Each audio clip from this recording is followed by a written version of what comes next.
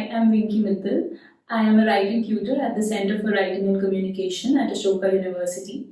In this episode of Shelf Pick, I'm going to be recommending some books that have accompanied me in my negotiation with feminism.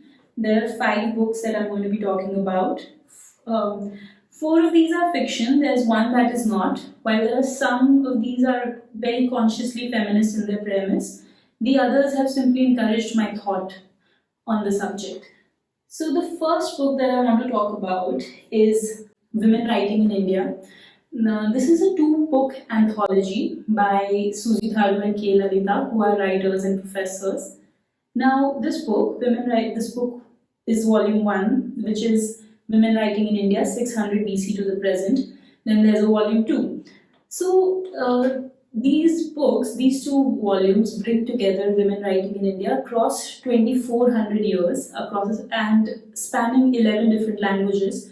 All of these writers which have been translated into English in this book. And all of these writings are accompanied by meticulously researched biographical notes and also contextualized information. It's a massive, massive project. It's literary history, it's archival research, and it's immensely political. I feel that this book continues to ask very important questions of literary studies in India, of questions about anonymity, questions about women writing, and the neglect it has been subjected to. So the second book that I want to speak about is this book called All Passion Spent by Zahida Hina. It was originally written in Urdu, titled Na Junoon Raha Na Pari. It is a novel dealing with the consequences of the partition of India and Pakistan, and within this backdrop, it tells the story of a very young woman, Birji Ali, who is dealing with these consequences and who is also dealing with the loss of her father as she travels from India, which is her pre-partition home, to Pakistan in search of her fiancé. I feel like this novel, with so much tenderness, really asks us to think about the uncomfortable relationship women have with political structures, with family, and with the emerging nation state, within the structure of which they continue to remain minorities. What this novel also does very beautifully is that it superimposes 2 narratives, one of the Parsis' expulsion from Persia with the dislocation of Birji's from her homeland, India. And both of these narratives run parallel to each other, and it makes for a very moving read. Then the next book I want to speak about is The Crooked Line by Ismat Chughtai. This was also originally written in Urdu, titled Teri Lakir. So it's often called a semi-autobiographical account. What we have here is an account of this very young girl, Shaman, who is our protagonist, who is growing up.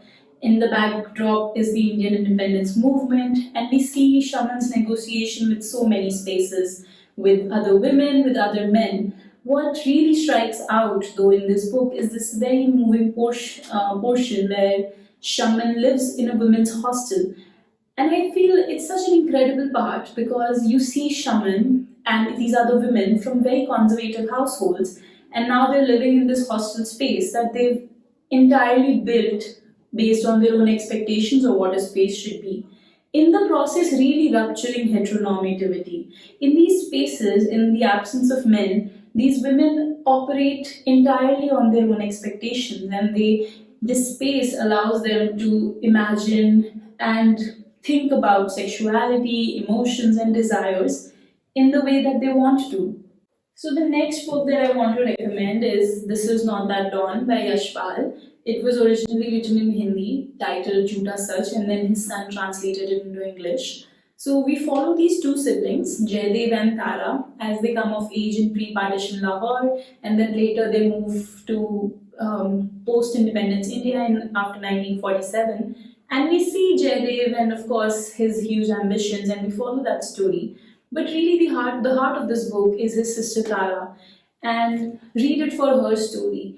Yashpal is so conscious in his evocation of women's pain, and also he constantly lays bare the hypocrisy and violence that women are subjected to in their lives, but also especially in this moment of partition. But what really strikes out and what is his unflinching belief in women's spirit and their ultimate victory. The final book that I want to recommend is part of Elena Ferrante's Neapolitan Quartet. A lot of us know about it. This is the book that I'm holding, is the third part of the series. The first is My Brilliant Friend, and then we have The Story of a New Name, then this, and finally the story of the lost child.